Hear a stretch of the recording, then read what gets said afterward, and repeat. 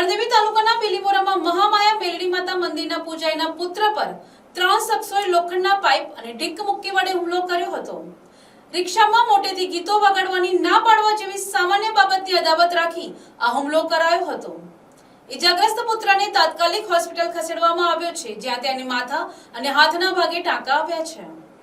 બિલીમોરા બિલી બ્રાહ્મણવાડમાં રહેતા અને મહામાયા મેલડી માતા ટ્રસ્ટના પ્રમુખ જીવણભાઈ જેઠાભાઈ સોલંકીના જણાવ્યા અનુસાર તેમનો 40 વર્ષીય પુત્ર હેમંત સવારે 7 વાગ્યે નવી નગરી સ્થિત મંદિરે પૂજા કરવા ગયો હતો। પૂજા પતાવી પરત ઘરે આવતી વખતે 3 શખ્સોએ તેનો રસ્તો રોકી હુમલો કર્યો હતો। નવી નગરી વિસ્તારમાં સની રાજુભાઈ રાઠોડ, આકાશ રાજુભાઈ રાઠોડ અને રાહુલ નામના શખ્સોએ હેમંતને રોક્યો હતો।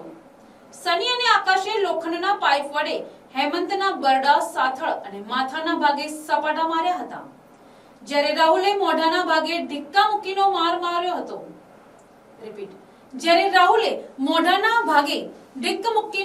માર્યો હતો।